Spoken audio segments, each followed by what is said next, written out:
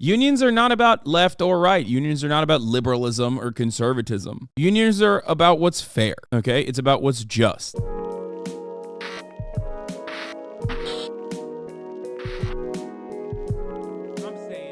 Let's start with some good news, and then we'll get to some bad.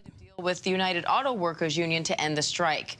The deal comes after the union called for more workers to walk off the job at a GM plant in Tennessee. Senior national correspondent Terry Moran joins me now for more on that. Terry, what are you hearing about this deal? Well, it is the last of the 3 tentative deals now struck with all the big 3 U.S. automakers. First Ford, and then Stellantis, Chrysler, Jeep, those cars, and now General Motors, the largest U.S. automaker, have all agreed to terms with the United Auto Workers Union. This is the first time the UAW has struck all 3 of the big 3 U.S. car companies at the same time. And there's no question that the workers won here. These are major, major gains that auto workers have not seen in decades. 25% increase over 4 years, with cost of living adjustments to protect against inflation, which is a real worry right now. Also, more paid time off, including for the first time 2 weeks of paid family leave. There's also major gains on pension plans. You know, a lot of companies just got rid of pensions. The UAW just got significant. Dude, unions get the goods, okay? Significant gains on pension plans, and on and on. Also, guarantees to keep certain factories open, which is a crucial issue during the transition to electric vehicles. This is a major win for workers, no question about it, and demonstrates the power that workers have right now in an economy where companies are desperate to keep workers and are having trouble finding others. So there's no question that right now this is a victory for the UAW. These are tentative deals. The UAW membership must vote on them, and that'll take a week or 2. But at the end of that, it looks like the daring tactic of striking all 3 of the U.S. car makers at the same time, while doing it incrementally. You'll remember during this strike, they started small, kept striking more and more plants, more and more significant plants. Let me tell you something. There is an experience that I had with a normie in the wild a couple weeks back, almost like a month back, a couple months back, where I was talking to a normie who's a bus driver, talking about how he wanted to become a UPS driver eventually, okay? Told me, you know, he currently works in the LA Transit. He was a bus driver on a route, not entirely sure where, but he ultimately wanted to work for UPS. And that led our conversation to talk about unions. And I told him, like, you know, try to get a good union job. It's really good. And one thing that we talked about UPS was the RDC World UPS sketch. Okay? Here's how the UPS drivers are acting after their pay raise. That's the title of the sketch. I'll show you right now. This is it. Hey, there's probably more stuff right here. Here you go, sir. Who are you? UPS man. What's wrong with your arm? Oh shit, nothing really. What's up? Why are you dressed like this? Like what? A Dior shirt? A chain? Is them Cartiers? Oh, this little shit, man. Nah, man. Are you wearing Cartiers? Nah, I'm not wearing no Cartier. This some shit you ain't heard of, bro. Chill out, bro. Where's your truck at? My truck? Your UPS truck? Oh, man, I let that little shit alone. I went and got me a Lambo real quick, fresh out the lot. I drove it straight over here. I almost forgot your boxes, for real. Silly me. You bought a Lambo off the lot, bro. How much is UPS paying y'all? You ain't heard the news? Breaking news, shocking news? What news? They just start paying UPS men a little bit over $1.50. You know what I'm saying? So I just been doing my thing. Hold on, my phone I think ring. What the? That is not my phone. That's $10,000, bro. What the fuck? What's going on? Man, chill out, bro. I know that's not your first time. Nigga tripping, bro. But I think I got somewhere to be though, man. So shit, I'm gonna holler at you. Hey, can you do me a favor though? Can you drop these boxes off at your neighbor's houses? I can give you the addresses if you want. Nah, bro. I'm not gonna work for UPS. That's against the law. I can't do that. Nah, against the law. What's up? You ratting? I got you, bro. Look, just drop them off, bro. I got shit to do. People to be. Hey, by the way, You don't gotta throw money at me, bro. hey, you got bitches in here? Bitches? Yeah, you got bitches in here? No. Do you got a bitch? What? No, I don't. So nobody in here? Just me. Man, that shit, you tripping, man. Bro, why you parking my grass, though? I pay for it, nigga. Like, you want me to pay for that patch, dog? That shit like fucking $5 or some shit. I don't know how much grass costs, nigga. I ain't no grass, man. Nigga. But I'ma holler at you, alright? I got somewhere to be. Deliver them for me, man. Can't lose this job. This mean everything to me. Everything to me, God. Everything to me. Everything to be in this bitch. Drop the shit. Anyway, we talked about this sketch, and this sketch, I mean, it lives in my mind permanently, okay? Because there is no better, shorter, clear, concise way to show that unions are fucking great at winning benefits and better compensation for their workforce than this fucking sketch, okay? That's it. And he had seen this as well, and he loved it. And that was part of the reason why he wanted to actually join and become a UPS driver. And I think it's great. What is going on with the UAW is fucking awesome for the same reason. Awesome for the same fucking reason.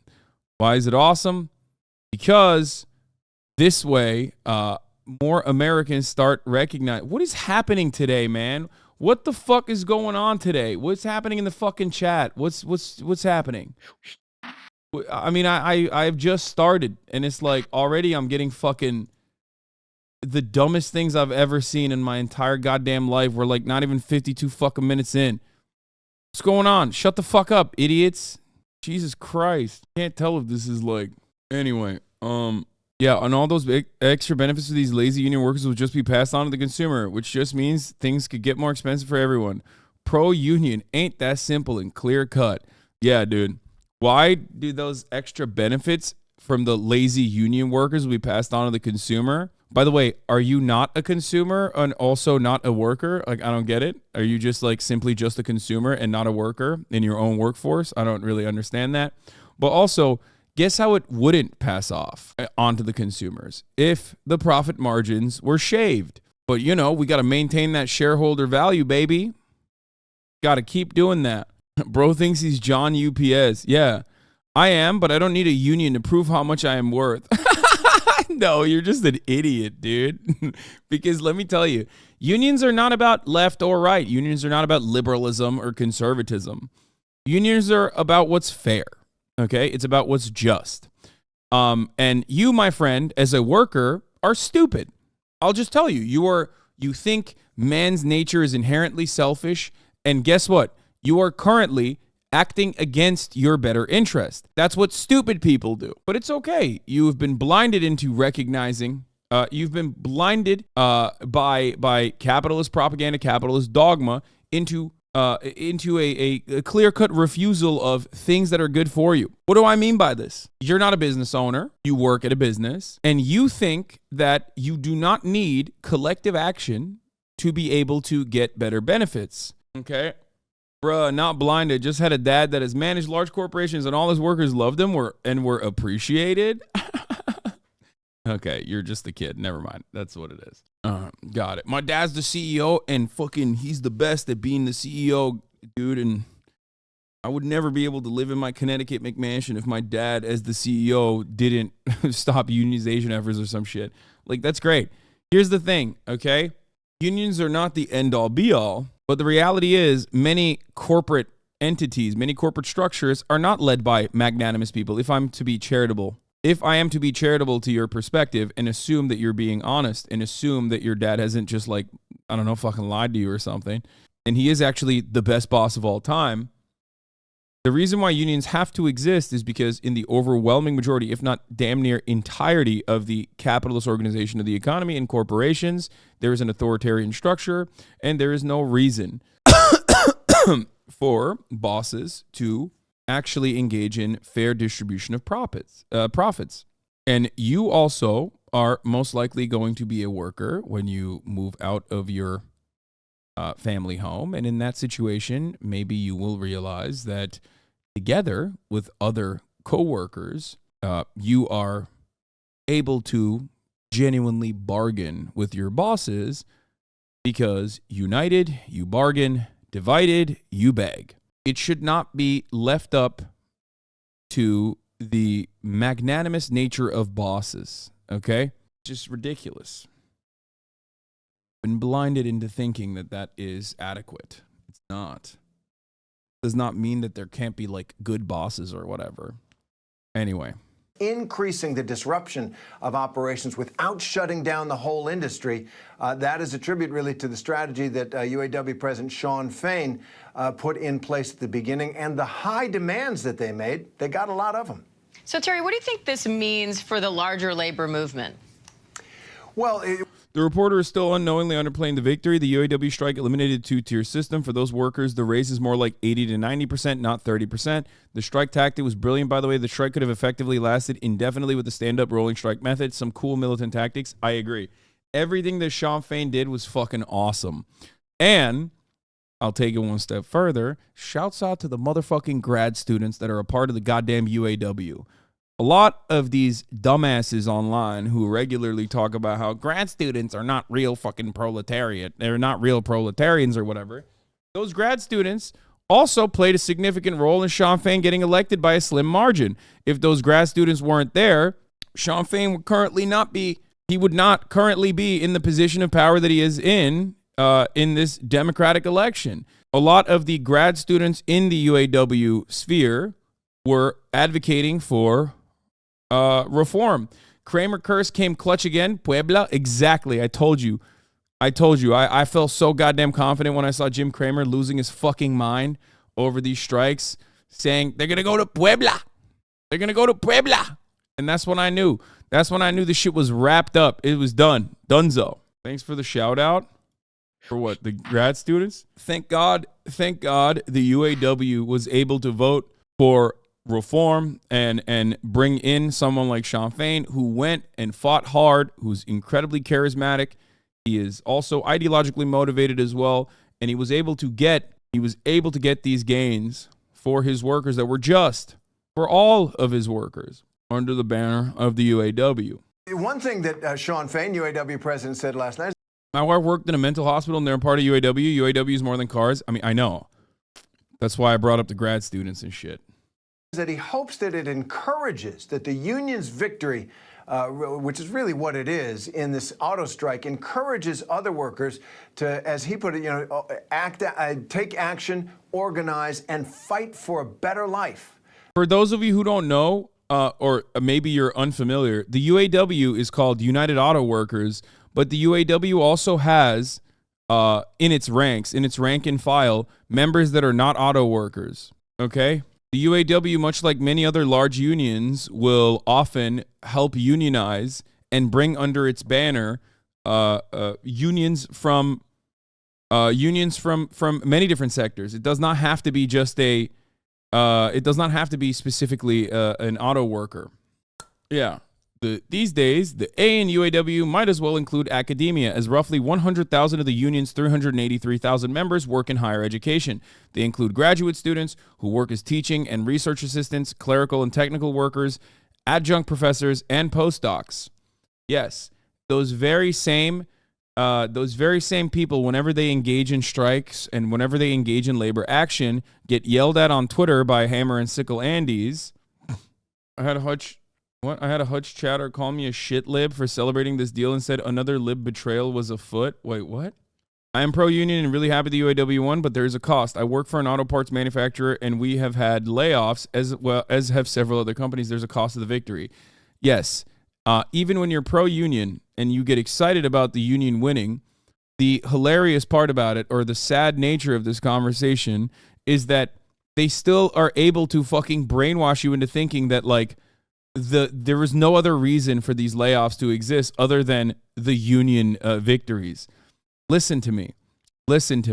This is just fucking wrong across the board, and it's just another way to engage in anti-union sentiment, okay? This happens all the fucking time. Your bosses are the ones who lay you off. It's not the union that causes that layoff. One of the funniest ways that people engage in anti-union sentiment, for example, union busting sentiment, is when they say, your wages might go down if you join a union. That will never happen as a consequence of the union. That will only happen because the union fought tooth and nail, long and hard, to ensure that in a time of like economic turmoil, for example, an economic downturn like in 2008, the union will say, okay, sure, we'll cut the COLA adjustment from our contracts, which we've had, right? But it's the bosses that cut that, and the bosses that keep that away from the workers after the downturn and the economic turmoil has passed. Just like what happened in this latest massive union victory. That is part of the reason why, that is part of the fucking reason why they were fighting so hard. You understand? Capital always lies. It always lies, and it lies in ways that you are unfamiliar with. What do I mean by this? There are think tanks, okay? And think tanks and PR spokespersons, lobbyists that go on mainstream media programs and repeat omissions, key details, or just abject lies to make you feel like this outlet that normally would represent truthful and honest reporting wouldn't dare lead me astray in this circumstance. But it does. It often does, because the media's job is to side with capital, okay? Sometimes you have to read through the sentences a little bit. Anyway, I have lots of grad homework today, but want to keep up with you when I can. Do you have a schedule for today? What do you mean? This is my schedule every day. You will only accept a reduction in pay for workers if it means preservation of jobs of the people it represents, or if compensation is made equal through a different benefit. Yep. And ultimately, the party that is cutting the pay will never be the union. It will always be the bosses. The bosses cut the pay. Sometimes it's a real necessity, right, for the survival and the continuation of the company. It can happen, right? But in most circumstances, or at least according to all matter of available empirical evidence that is looked into this situation, unionization, according to the NLRB, leads to an immediate 10% increase in wages and benefits, okay? It's just the truth. The squeeze to reduce costs cannot and should not be at the expense of labor chatter. Innovation and improved supply chain practices decrease costs, but those savings are never buoyed against the need for laborers to be paid more to keep up with the cost of living. I mean, you're teetering on, Hasan's tax evasion accountant is teetering on the edge of what some would call a Marxian interpretation. Just borderline teetering on how the profit rates have a tendency to decline with productive forces improving, and then the only aspect of value that you could manipulate is of course labor, in an effort to consistently improve profit margins, despite the fact that technological improvements yielding lower and lower profit no matter what happens. As a former teacher and a member of Teachers Union, I have found the argument around unions cost us more and will lower your pay don't work, and the economic argument virtually doesn't exist. So instead, it's about unions indoctrinating students, so it becomes a culture war type nonsense, which to me is an indicator of their success. Yes. I agree with you 110%, but how do I tell my lib-adjacent dad who just got laid off this? Also, thanks, Shadows, for responding. Anyway, let's continue. That's the old-time religion in union labor rhetoric, and you're hearing it because, as I say, the leverage for the first time in decades is with the workers, and I think this isn't true either, by the way. I think this is a little bit ahistorical. We've had tight labor markets in the past.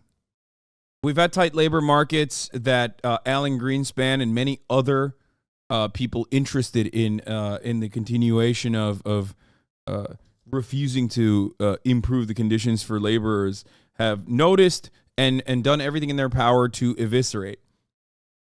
There is something that's different in this tight labor market, however, because normally, if you look at an econ textbook, in a tight labor market, labor is supposed to have more leverage, right?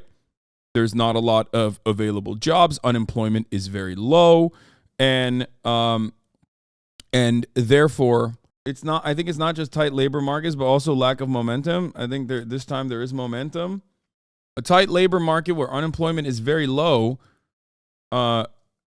gives an opportunity, technically, to the labor force in engaging in collective bargaining agreements or pushing for higher wages and better benefits. But the reality is that despite the fact that we have had a noticeable tight labor market time and time again, there's a couple different factors at play in the United States of America that make it so that the economy doesn't operate in the way that you learn about it in your econ textbooks. One of that, of course, is the massive pool of circulating labor that is undocumented. This is, of course, also by design. The undocumented labor force is constantly used as a depressive force against the documented labor.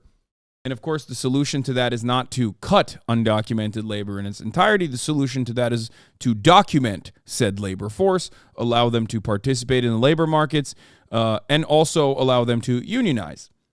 So that's something to, of course, consider.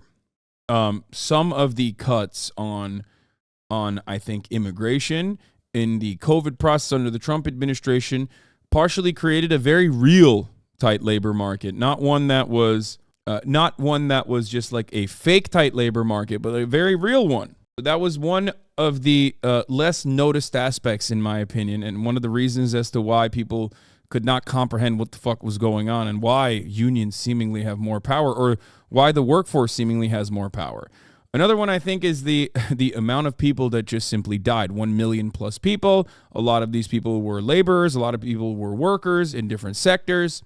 And they all of a sudden perished from the labor market. That's, I think, an important factor.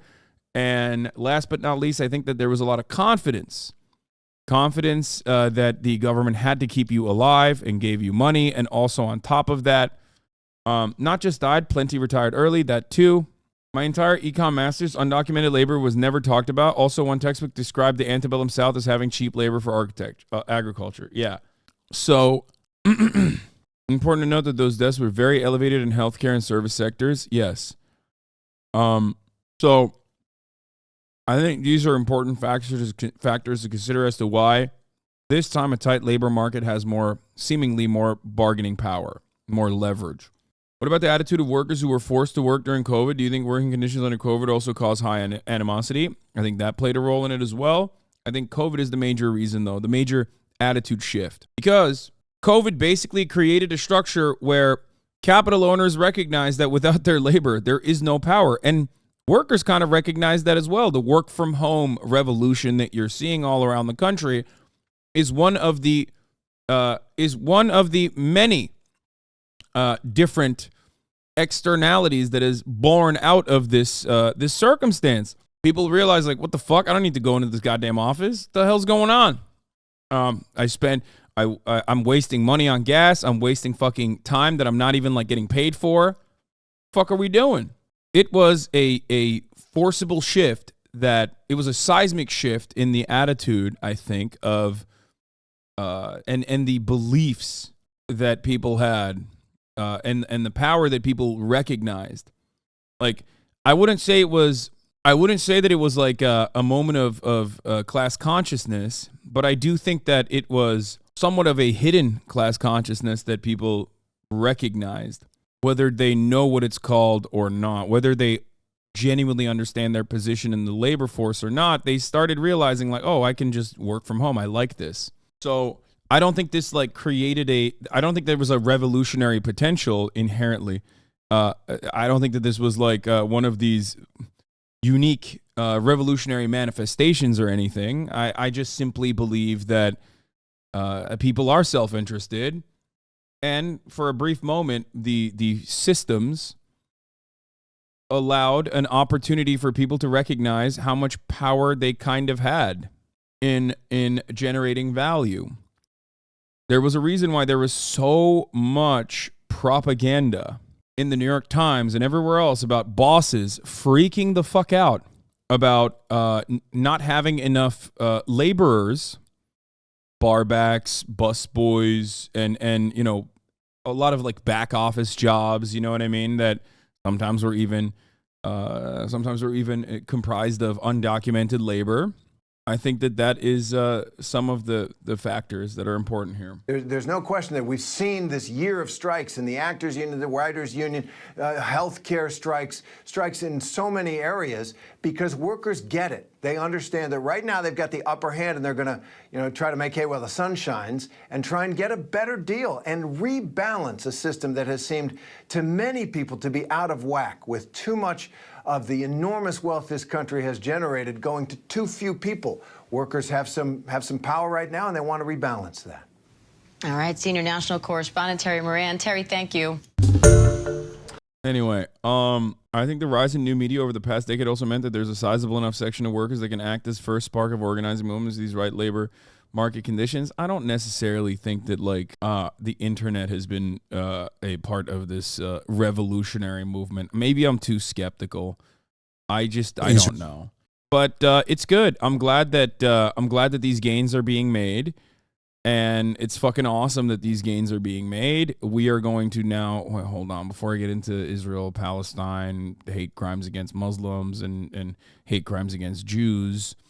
Where is it? Oh, here. This is what I wanted to cover as well. The UAW's proposed contracts with the big three automakers expire on April 30th, 2028. They have invited other unions to also set the same expiration date in their contracts. The reason for this invitation is that on May Day 2028, we can begin to flex our collective muscles. This is the closest you can get to a general strike.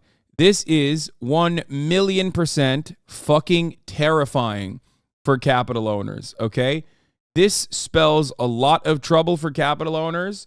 It's good. I am glad that they're pushing for this. I am 100% on board with this attitude, of course. But you have to understand, that's how it works. This is how you set up years in advance a possible fucking what do you call it? A possible general strike or something close to it. Not necessarily on Reddit by saying that you're just not going to show up to work that day. That's not how it works. As a capital owner, how do you feel? Bro, this guy is literally just unrelated. What Easter Bunny costume are you wearing? Is there a Twitch streamer union? Are you a part of it? Is there a Twitch streamer union or a part of it? What/who are you wearing? I am skeptical of what you're wearing. As a capital owner, how do you feel? Like, please, man, please, just like take 30 minutes off for a second and just chill out. Are you implying you cannot tweet a general strike into existence? Yes, you cannot do that. Here's what Sean Fain had to say about the prospect of a general strike, I guess, here. Propose an expiration date of April 30th, 2028. We did this for several reasons. First, this allows us to strike on May Day, or International Workers' Day.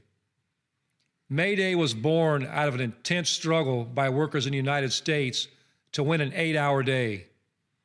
That's a struggle that is just as relevant today as it was in 1889.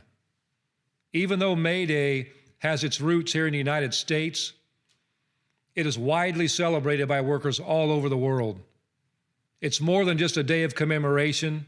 Man, we got to protect this man. We have to protect this fucking guy. It's a call to action.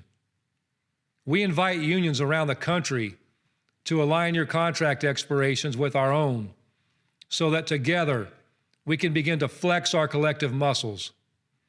If we're going to truly take on the billionaire class and rebuild the economy so that it starts to work for the benefit of the many and not the few, then it's important that we not only strike, but that we strike together. The GOAT. I love International Workers' Day, my favorite day of the year. I go to my favorite pubs wearing a nice suit and get hammered. So May Day is like the internationally recognized Labor Day, but in America it's a different time. Even though May Day originated or May Day was definitely way I would say way more violent May 1st. And was celebrated and protested here in the United States of America. May Day is, of course, May 1st. Tell chat about how about the U.S. made a fake holiday, Americanization Day / Loyalty Day, just so people would forget about the labor movement that started in fucking Chicago. Yeah. Yeah, the Haymarket riots or militant labor action in Chicago. So, UAW proposed contracts with Big Three automaker expires. We covered that. Covered his perspective on it. Under the new tentative agreements, the average all-in hourly compensation for UAW auto workers, meaning benefits plus pay, is around $88 to $89 an hour. At Tesla, that number is $45 an hour. That's the difference a union can make. Let's take a look. The early estimate is that the all-in cost, and that's the one that everybody focuses on, prior to this or the previous contract, it was $64 to $66 per hour all in for the Big Three. $55 per hour all in for the foreign automakers here in the U.S., and $45 per hour for Tesla. The early estimate on the Ford contract that we've seen is that it comes in somewhere about $88, $89 per hour. We haven't seen a final calculation. But if that's correct, let's say it's $87 to $89 an hour, basically a jump of $22 an hour. The early estimate. The improvements to workers' lives and pay that have been won in these tentative agreements are truly remarkable.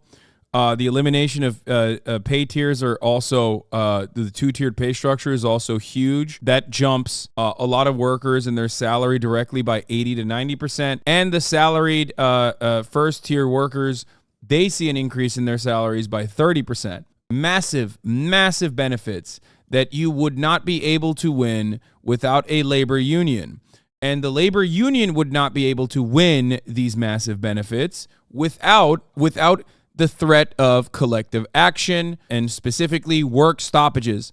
Okay, strikes, as you understand it colloquially, are the tool that strikes fear in the heart of the bosses, because that is the best way that you can demonstrate your value and what you bring to the table. Because there is no value, if you look at value from the perspective of like capitalism, from the econ understanding of value, there is no value without labor. Without labor, all you have is just raw materials and maybe a factory. But without the workers to go into that factory, you have no value. You have no way of turning the raw materials into commodities that people want to purchase. This is why labor unions are very important. Normally, without labor unions, you have to just be at the whims of your bosses, and your bosses have a genuine interest in paying you as little as they possibly can and make you work as much as they possibly can get you to work for the minimum amount of pay. Your interest as a worker is the exact inverse, exact opposite of that, which is to get the most amount of pay for the least amount of work. This is just pure self-interest, okay?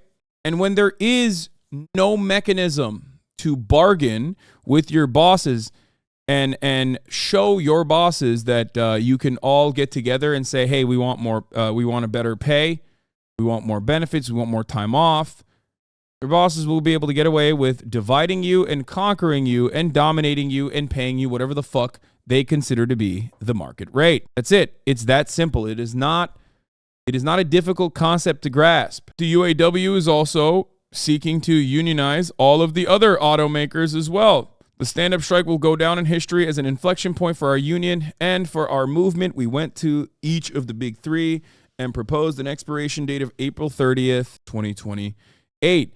We did this for several reasons. First, this allows us to strike on May Day or International Workers' Day. Not saying that they will do that. EUF? Okay. May Day was born out of the intense struggles by workers in the United States to win an 8-hour day. That's a struggle that is just as relevant today as it was in 1889. Even though May Day has its roots here in the United States, it is widely celebrated by workers all around the world. It's more than just a day of commemoration. It's a call to action. We invite unions around the country to align your contract expirations with our own so that together we can begin to flex our collective muscles. This is the closest that we have ever been to facilitating, or at least like having the threat of a general strike. Do you think there are gaps in the online leftist communicator space that would be genuinely useful for people to fill? Certainly. I welcome newcomers into this field. I think that it's great. There are plenty of perspectives that I myself, for example, lack. I am not black. I am not trans.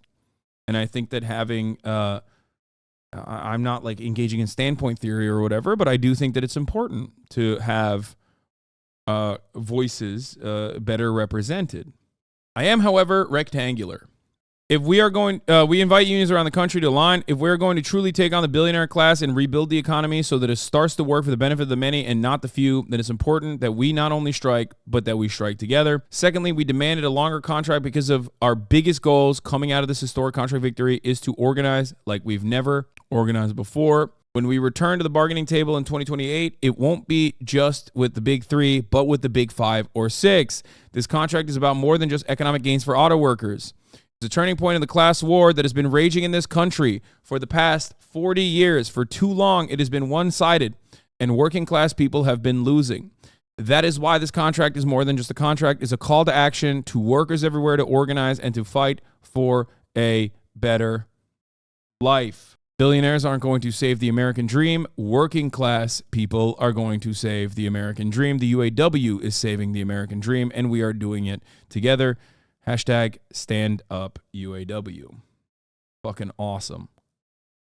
Here, unrelated to anything else. Welcome. Here's an Amazon union busting training video that I will now show you while I go pee real quick. We're excited to have you at this training, specifically designed to give you the tools that you need for success when it comes to labor organizing. During this course, we'll cover several important topics, such as our position on unions, associate rights, signs of employee disengagement, and how to identify, escalate, and address associate concerns. We are not anti-union, but we are not neutral either. We will boldly defend our direct relationship with associates as best for the associate, the business, and our shareholders. We do not believe unions are in the best interest of our customers, our shareholders, or most importantly, our associates. Our business model is built upon speed, innovation, and customer obsession, things that are generally not associated with unions. When we lose sight of those critical focus areas, we jeopardize everyone's job security. We don't badmouth unions in general, but we will speak openly with associates about unions, including any specific concerns about particular unions involved in organizing. And we share our preference for a direct working relationship frequently and boldly, even when no organizing activity has occurred. You will learn about the warning signs most commonly associated with early union organizing, as well as other warning signs that could indicate associate disengagement, vulnerability to organizing, or early organizing activity. While employees have the right to organize, we have a right and responsibility to share our position that a direct working relationship is better for the customer, the company, and the associate. In order to be able to do that effectively, it is critical that we recognize the early warnings. We're a family, guys. We're a family. It's just normal and good. Signs of potential organizing and escalate concerns promptly. If you see warning signs of potential organizing, notify your building HRM.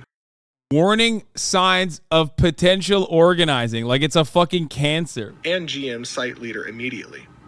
HRMs and GM site leaders should notify their assigned ER managers or ER principal immediately. The most obvious signs would include use of words associated with unions or union-led movements like living wage or steward, petitions or other concerted activity such as an associate purporting to speak on behalf of his or her coworkers when raising concerns, union graffiti, union t-shirts, hats, jackets, or other clothing, union flyers, and union visitors in or near the parking lot. Some signs are less obvious than finding the actual union flyer, but they can still indicate associate disengagement, which is itself a warning sign for potential organizing. A warning sign for potential organizing. By the way, one thing, one common narrative. I mean, I've done this so many times. I've talked about like anti-union sentiment a lot, but one thing that they always say, they will always make it seem, the bosses will always make it seem as though the union is like some outside entity coming in, and the company internally is a family. Meanwhile, who do you think is comprised of the labor union's rank and file members? It's the fucking workers. Okay? It is a very deliberate way to try and get you to forget the dynamic between the boss and the employee, the laborer and the capital owner, while simultaneously making it seem like the union, the labor union, is an outside entity and not comprised of all of the fucking workers that literally work at that same fucking facility, and also workers that do the exact same job in other facilities. Examples include associates who normally aren't connected to each other suddenly hanging out together. Associates who were close suddenly stop speaking to each other. Groups of associates scatter when approached by management. Increased associate negativity, anger, or confrontation. Unusual complaints or change in passion or detail around complaints. It's so funny how anti-union videos are like the bizarro versions of union organizer trainings. We literally tell people to find the most dedicated, hardworking people and emphasize how the union is not an outside force coming to save you. You know what's funny? They don't even talk about salting, right?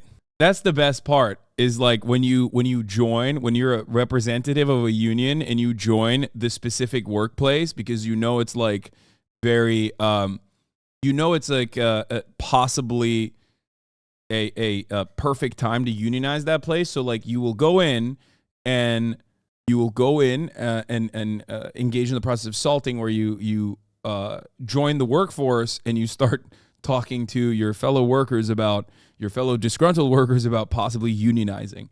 That is a very good tactic that some labor unions engage in. Okay. But it is funny that these guys are like, I mean, I guess they don't even talk about it because maybe they don't do it that much. Maybe it's not that frequent. I don't know. Unusual interest in policies, benefits. I kind of tried to do that at Best Buy and they low-key fired me, lol. Yeah. Chat, you can salt too. Do an EWOC training. Improve your workplace. Workerorganizing.org. Emergency workplace organizing. You can sign up for organizer training.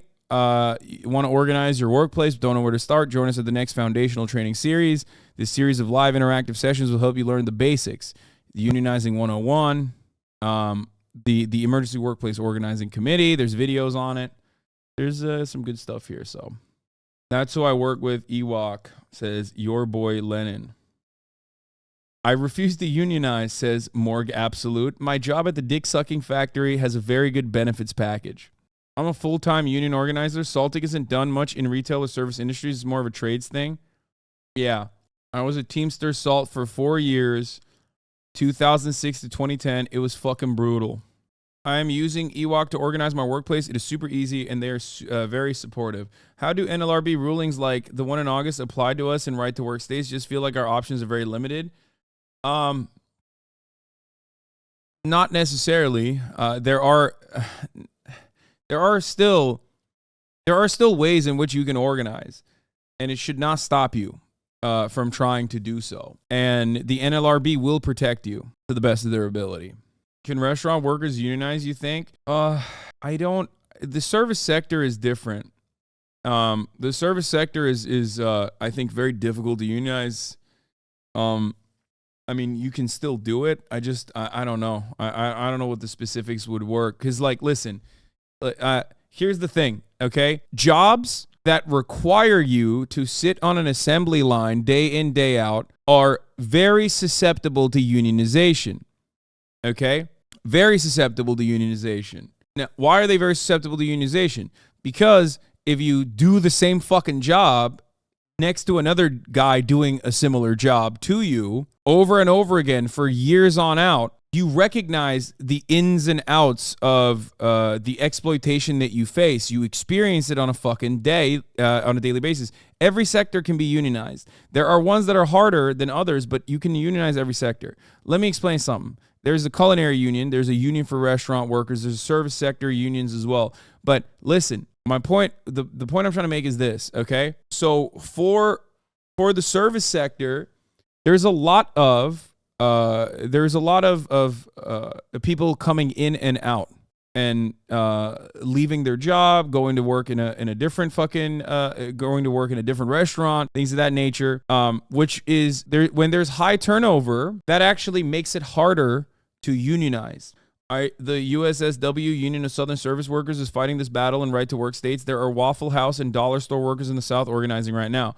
So that is one of the problems with the service sector, is that, like, the turnover rate is too high, and therefore it makes it much more difficult to unionize. Now, that's how Amazon, for example, has been able to very effectively stop unionization. It's a part of their strategy to offer an exit, like a severance package after a couple years of working in a distribution facility. Now, why do they do that? Why do they offer a fat severance package for, like, why do they want you to leave the distribution facility? That makes no fucking sense. Well, it makes sense when you realize that a distribution facility is highly susceptible to unionization, given how mechanical your process is and how close it is to other trades, in the way that you just sit there and do the same thing over and over again and recognize the exploitation over the course of many years. And then once you do recognize that, you start thinking about trying to figure out ways of demanding higher wages. So Amazon has done this very successfully, where they will offer severance, like really good severance packages for people that are like that voluntarily leave after a couple of years of working in the distribution facility. However, because Amazon and their distribution facilities have to be everywhere all the time, they are inevitably running out of people that they can fire and hire. This is actually a very unique case with Amazon. A very unique case with Amazon, because it's not like other kinds of commerce where you can get away with like changing your manufacturing facilities to an overseas location. We're talking about distribution facilities. They have to be everywhere. You have to literally have them everywhere. Otherwise, you can't distribute. So now, Amazon is so massive, and it's gotten so large, and it is so consistently engaged in this turnover rate as a part of its strategy, as a part of its a mechanism of like tampering any kind of unionization efforts, that they now are running out of workers. So yeah, my wife used to work at Amazon. After the peak season every year, they will pay you out a small bonus to leave. So yeah, why is it so much harder to unionize in tech? I don't think it's much harder to unionize in tech. I think there's a new CCK philosophy video about service worth checking out if you haven't already. Can you link it to me? The service sector is not different. Watch the new CCK video. Considering the gig economy and the approach to service-oriented work, our focus ought to be thinking about unionizing service work. No, absolutely. 100%. Because the American labor force shifted and has consistently shifted due to neoliberalism and due to manufacturing jobs and our productive capabilities moving overseas in an effort to squeeze out higher profit margins, that the American labor force is basically turned into some white collar jobs, very marginal blue collar jobs that you understand as like, you know, real work, the coal miners and the fucking people working at UAW plants and whatnot. And the overwhelming majority of work in this country is now in the service sector. And the service sector is horrible. Absolutely fucking horrible. Most of these jobs are also gigified. It's turned into gig economy, gig works, and gig jobs. Gig economy works, which additionally create opportunities of exploitation and create a process in which you have even less legal standing for unionization or demanding benefits and things of that nature. Going through a contract negotiation right now in my sheet metal shop, and it's getting brutal. We have a strike looming, and we're ready to walk. Just want to say thank you for inspiring me to get more involved in the union. Writing this as I'm stealing company time, mainly because they can ship anything out because the union removed our union labels. Oh, really? That's crazy. As a Dane, I am a big fan of unions. We have them everywhere. Companies have to have one to hire people. Tech is a younger industry, just like special effects. They just don't have the established labor networks.